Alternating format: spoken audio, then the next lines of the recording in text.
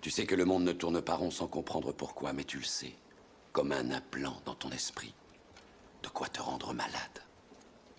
C'est ce sentiment qui t'a amené jusqu'à moi. Sais-tu exactement de quoi je parle? De la matrice. Quelle carte on nous propose aujourd'hui de la Terre plane? Donc là, il y a la glisonne. Et le modèle de sa jauge. Aux terres connues et inconnues, recouvertes d'une voûte céleste, et autour duquel tournent le Soleil et la Lune. La Lune, en un mois, fait ce que le Soleil fait en un an. D'accord? Il y a la laine de la Lune et la laine du Soleil. La laine de la Lune, c'est sur un mois. La laine du Soleil, c'est sur un an. Voilà. Tu l'as, tu vois? Ouais, je l'ai, c'est celle-là. Betelgeuse, la géante rouge de la constellation d'Orion. L'astronaute, quand il sort de l'or pour faire des réparations sur l'ISS, on ne voit jamais la Lune. La conjonction entre Vénus et Jupiter. Vénus à droite et Jupiter à gauche. On observe bien une forme d'étoile, la cinématique Ouais. est bien claire sur cette image. Le labyrinthe, empruntant le chemin de l'Arche. Auriez-vous l'amabilité de me laisser me livrer à un acte de spéculation sauvage pour tenter de relier quelques points, même s'ils restent fantaisistes, de poser une simple question et voir où cela mène.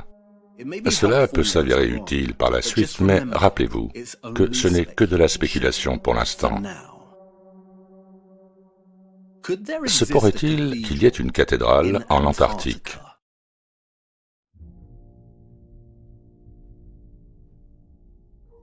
Nous avons une énigme grandissante, un puzzle qui se forme sous nos yeux.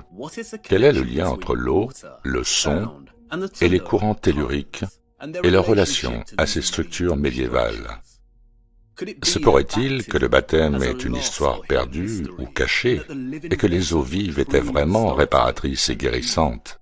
Ou que les agriculteurs monastiques utilisaient en fait l'électroculture pour cultiver leurs récoltes? Ou peut-être que cela a toujours été l'un des secrets les mieux gardés, comme le suggèrent nos écrivains français au sujet des alchimistes initiés. Le chemin de l'Arche. Architecture est un mot intéressant, qui vient du grec architecton, qui se traduit directement par chef ou maître d'œuvre, archi ou archon signifiant chef et tectum signifiant bâtisseur. Mais ce qui est très pertinent, c'est la présence du mot arche dans architecture, car c'est le maître d'œuvre qui construit, dans le langage des arches arrondies, des arches ogivales pointues, des arches paraboliques. Et qu'en est-il du plus grand des maîtres d'œuvre, le Seigneur Dieu de ce monde dans lequel nous nous trouvons? Il construit aussi dans la langue des arches. De notre point de vue, l'hémisphère céleste au-dessus prend la forme d'une arche ou d'un arc, les luminaires se levant à l'est et se couchant à l'ouest. Où que nous allions dans le monde, l'arche céleste tourne autour de nos têtes. Et le plus beau des arches, cette vie est ce monde le plus compliqué des labyrinthes. L'un des aspects les plus frappants de l'architecture du vieux monde est sa relation au soleil et aux étoiles. La majorité des structures ecclésiastiques médiévales sont alignées de manière cardinale. Le chœur est délibérément situé à l'est et la nef à l'ouest. Pourquoi?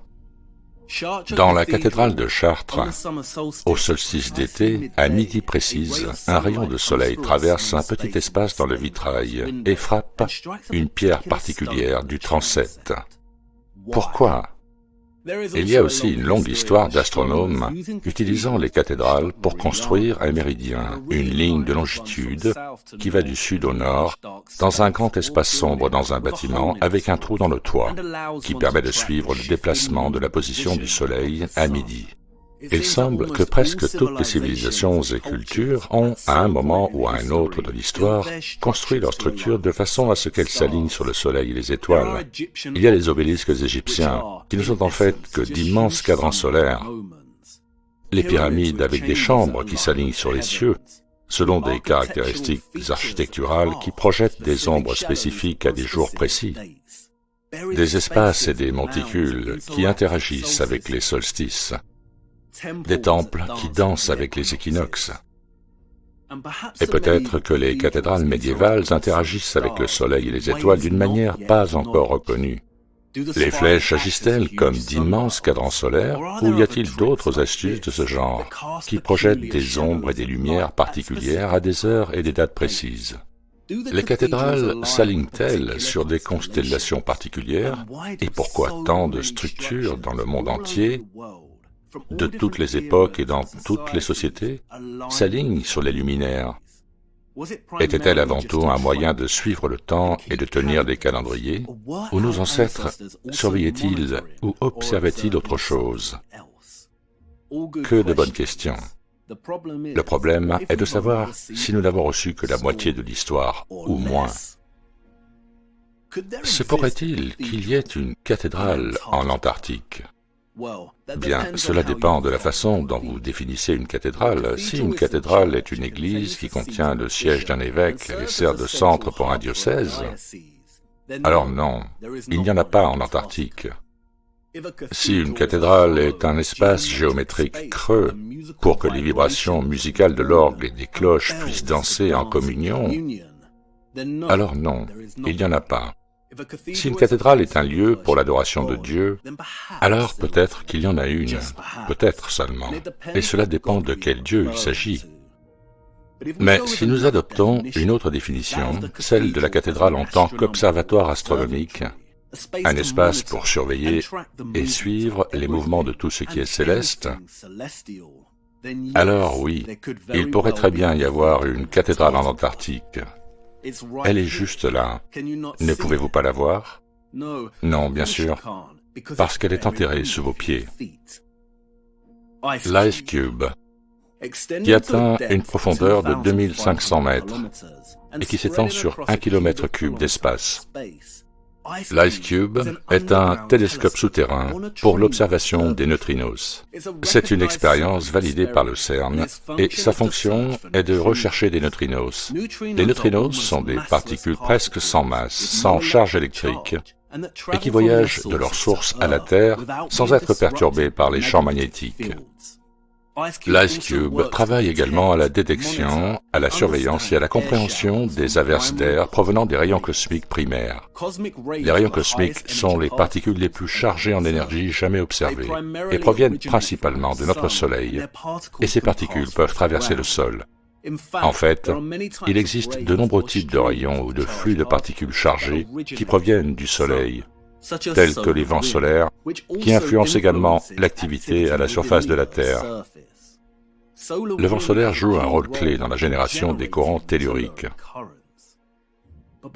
Mais avant que la religion de la science ne cherchait à construire ces cathédrales astronomiques sous les déserts de glace de l'Antarctique, et que les prêtres des laboratoires vénéraient leurs dieux particules sous terre, d'autres parlaient de ces rayons et de ces vents.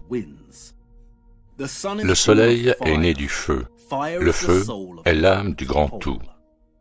Ces atomes élémentaires qui se déversent et qui ruissellent continuellement sur le monde en courants infinis, et au point d'intersection de ces courants dans les cieux, ils produisent de la lumière. À leur point d'intersection dans la Terre, ils produisent de l'or. La lumière et l'or, c'est la même chose. Le feu dans son état concret. La différence entre le visible et le palpable, le fluide et le solide, de la vapeur à la glace, c'est tout. Les rayons cosmiques ont été découverts au début du XXe siècle, et le vent solaire en 1957.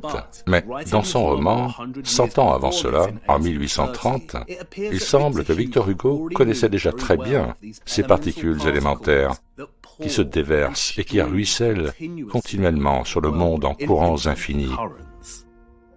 Il appelle ces courants le feu, l'âme du grand tout. Et selon Hugo, ce feu est non seulement responsable de la naissance du Soleil, mais lorsque les courants de ce feu s'entrecroisent au-dessus, ils créent de la lumière ou des étoiles, et lorsqu'ils entrent en collision au sein de la Terre, ils produisent un métal, l'or. Hugo ne nous dit pas seulement qu'il existe un lien inextricable entre les courants cosmiques d'en haut et ceux d'en bas, Mais ses propos sur la production de l'or sont aussi en avance sur leur temps, car les scientifiques savent aujourd'hui qu'il existe une corrélation directe entre la fusion nucléaire, les rayons cosmiques et la transmutation des métaux. Ils peuvent même produire de l'or artificiellement dans des réacteurs nucléaires et des réacteurs tokamak. En fait, l'alchimie n'a jamais cessé. Mais qu'est-ce que cela a à voir avec les cathédrales ? L'Ice Cube, en Antarctique, n'est pas le seul observatoire astronomique souterrain. Il y a le SAGE, en Russie. Il y a le LNGS, le plus grand centre de recherche souterrain au monde, est situé sous le mont Gran Sasso, en Italie. Il y a des détecteurs de neutrinos à 700 mètres dans la mine Soudan, au Minnesota. Et l'objectif est toujours plus profond et plus grand. Actuellement en construction, le SAPPLE, dans l'état de Victoria en Australie, s'aventurera à près de 900 mètres sous terre. Et dans la petite ville de Lead, sous les collines noires du Dakota du Sud, il y a Dune. Vous y descendez en 10 minutes dans un puits de mine via une cage d'extraction qui plonge 1,8 km plus bas, plus profond qu'une pile de 3 Empire State Building, à l'intérieur de Dune. Et la cage s'ouvre alors sur une caverne de la taille d'une cathédrale, se prélassant sous la lumière blanche fluorescente caractéristique des laboratoires de recherche. À l'intérieur de cette caverne se trouve un réservoir de 330 000 litres d'eau. Et à l'intérieur du réservoir, une fiole en titane est suspendue comme une cloche à une structure à 3 pieds. Un réservoir d'eau géant. Pourquoi ? Regardez l'observatoire de Kamioka qui se trouve sous le mont Kenner au Japon. 50 220 tonnes d'eau ultra pure.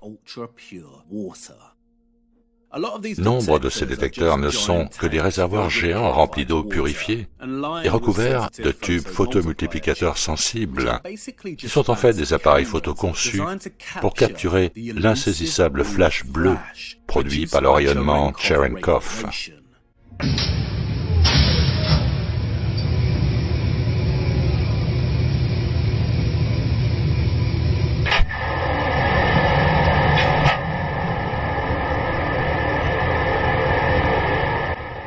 De temps en temps, lorsque ces particules traversent la Terre, un neutrino s'écrase sur un électron, dont découle un flux de particules spécifiques. Si l'accident se produit dans un matériau où les particules peuvent s'y déplacer plus vite que la vitesse de la lumière, elles émettent une traînée de lumière bleue, connue sous le nom de rayonnement Cherenkov. Mais pour pouvoir détecter cet événement rare et aléatoire, les scientifiques et les ingénieurs ont besoin d'un matériau qui soit à la fois bourré d'électrons et transparent à la lumière, pour que le rayonnement Cherenkov puisse être observé. Donc, qu'est-ce qui est à la fois dense, transparent et disponible en grande quantité sur notre Terre? L'eau. C'est pour ça que l'Ice Cube est situé en Antarctique. L'air glacé est particulièrement transparent et suffisamment clair pour qu'il puisse observer la lumière de Cherenkov. Et quelle belle couleur mystique! Une teinte d'un bleu vraiment profond, que certains décrivent même comme le bleu de Chartres. La lumière céleste dans l'eau. Et en effet, les litanies nous enseignent que la Vierge est le vase qui contient l'esprit des choses, vase spirituel. Sur la table, à la hauteur de la poitrine du Magi, il y a d'un côté un livre ou une série de pages ou de plaques d'or, et de l'autre côté, un vase rempli d'une liqueur astrale céleste, composé d'un tiers de miel sauvage, d'un tiers d'eau terrestre et d'un tiers d'eau céleste. Le secret, le mystère, réside dans le vase. Les paroles énigmatiques de Falconelli sur les relations entre l'alchimie et les cathédrales sont particulièrement intéressantes. Qu'est-ce que ce vase plein de liqueur astrale céleste, qui est composé d'une partie d'eau terrestre et d'une autre partie d'eau céleste? Il précise qu'il s'agit d'un élément occulte, d'un feu secret qui, pour donner une idée de sa forme, ressemble plus à de l'eau qu'à une flamme. Ce feu où cette eau ardente est une étincelle vitale communiquée par le Créateur à la matière inerte. C'est l'esprit contenu dans les choses. Le rayon igné, impérissable, emprisonné au fond de la substance obscure, informe et frigide. Tout comme Victor Hugo nous dit que le soleil naît des courants infinis, ce qu'il appelle le feu, l'âme du grand tout, Falconelli utilise aussi ce terme spécifique, le feu. Il l'appelle l'eau ardente, l'esprit contenu dans chaque chose et communiqué par le Créateur, et qui est formé par une roche ignée ou rayon ardent, emprisonné dans l'obscurité sans forme, composé de rayons ardents similaires aux particules des rayons cosmiques. Falconelli redirige ensuite son lecteur vers la consultation d'un texte anonyme, les préceptes du Père Abraham, pour en savoir plus. Cette eau primitive et céleste doit être puisée dans le corps où elle réside. Les philosophes ont donné tant de noms à cette eau, et elle est le solvant universel, la vie et la santé de toute chose. Les philosophes disent que le soleil et la lune se baignent dans cette eau et qu'ils s'y dissolvent. Celle-ci étant leur origine première, c'est par cette résolution que l'on dit qu'ils meurent, mais que leurs esprits sont portés sur les eaux de cette mer où ils sont enterrés. Encore une fois, nous avons une image de l'eau céleste et de sa relation inextricable avec les luminaires. Les eaux transportent, puis enterrent les esprits ou les courants qui créent le soleil et la lune, la lumière céleste.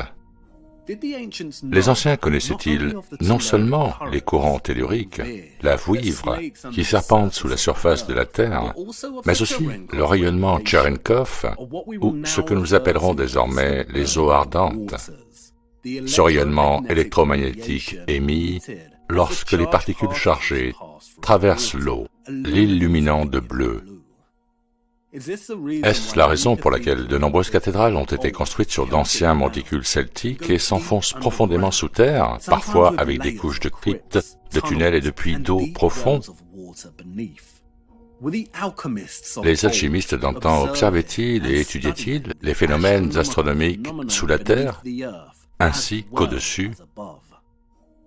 La principale raison pour laquelle les scientifiques ont construit leurs détecteurs de neutrinos si profondément sous terre ou sous l'eau est pour bloquer les radiations cosmiques.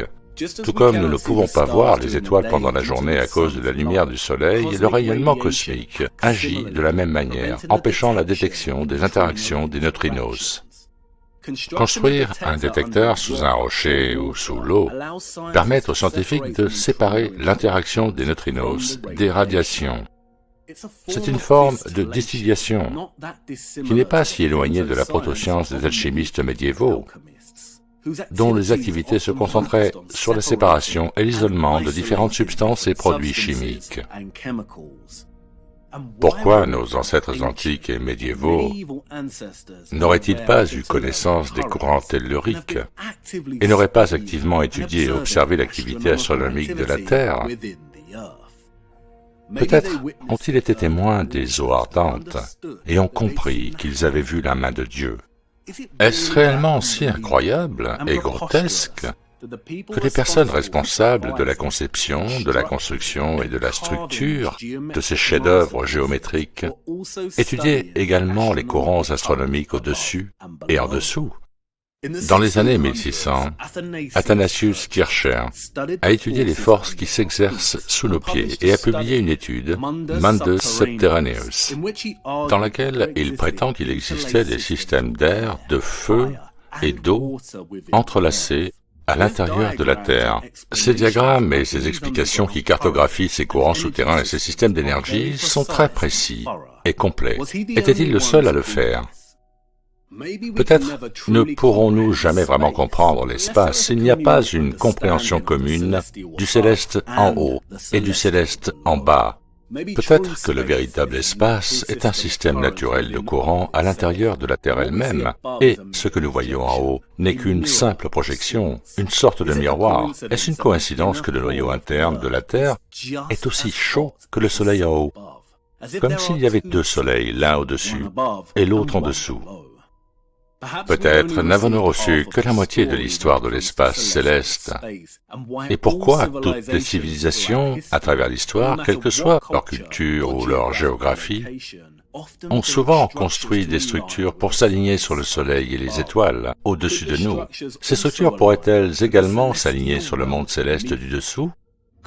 Aurait-il pu observer et surveiller l'activité des courants telluriques ou d'autres systèmes énergétiques sous leurs pieds? Cela leur a-t-il permis une meilleure compréhension de ce qui se passait au-dessus de leur tête? Est-ce que l'étude de ce qui se passe en dessous les a-t-il aidés à comprendre le changement de position du Soleil au cours des décennies et des siècles? Ou les a-t-elle aidés à comprendre ou à se préparer à quelque chose d'autre, quelque chose de plus grand? Notre-Dame sous la terre, la Vierge. Falconelli affirme que la Vierge est un vase contenant les eaux ardentes ou la liqueur astrale céleste. Il est intéressant de noter que Sharp-Intel utilise également une imagerie similaire lorsqu'il affirme que la première chose à faire était évidemment de tracer les courants jusqu'à leur source dans la Terre elle-même, dans la caverne, ou encore par l'utilisation de l'eau, qui en était imprégnée. Une fois de plus, nous avons l'image d'une eau venant des profondeurs de la Terre, imprégnée d'un courant ou d'une substance céleste. La Vierge, la Madone noire. Traditionnellement sculptée dans un type de bois, elle s'est considérablement assombrie avec le temps, nous dit-on. Mais il y a une autre histoire qui fournit un autre type d'origine. Les érudits l'ont fait remonter aux Celtes et aux Druides, mais si l'original de la statue de Chartres et d'autres cathédrales médiévales date de l'époque druidique, il ne peut s'agir d'une représentation de la Vierge Marie que nous connaissons aujourd'hui. Non, car voyez-vous, les Celtes n'ont jamais représenté leur Dieu sous forme humaine. Ces statues ne sont pas les originaux. Qu'arrive-t-il au bois humide lorsqu'il est soumis à un fort courant électrique? Quelle couleur prend-il? La prochaine jonction, 4 portes, 4 différentes options. Mais avant, l'électricité. Il est intéressant d'envisager l'idée que nous n'étions peut-être pas censés utiliser l'électricité comme nous l'avons fait. Tout comme le Soleil, l'électricité est également née de ce formidable feu, cette âme du grand tout.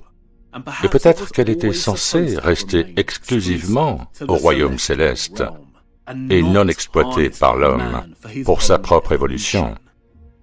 Si l'électricité fait partie de cette étincelle vitale communiquée par le Créateur à la matière inerte, cela signifie qu'elle appartient au domaine spirituel. Et si nos ancêtres étudiaient les courants telluriques et les eaux ardentes sous leurs pieds, c'est peut-être pour cela qu'ils l'ont fait dans la maison de Dieu. L'électricité peut établir une connexion. Comment savons-nous qu'en utilisant l'électricité, nous n'avons pas ouvert une brèche dans le tissu qui sépare notre monde du monde spirituel? Et comment savoir si nous n'avons pas établi une connexion avec un royaume que nous ne comprenons pas bien, un royaume composé d'entités dont nous ne comprenons pas les intentions, des entités qui ont pu utiliser cette connexion pour commencer à développer leur propre intelligence artificielle? Peut-être que l'électricité a toujours été censée être conservée dans les maisons de Dieu, où elle pouvait être gardée en sécurité par les adeptes et les initiés. C'est peut-être la raison pour laquelle notre monde est tel qu'il est aujourd'hui. Mais je digresse.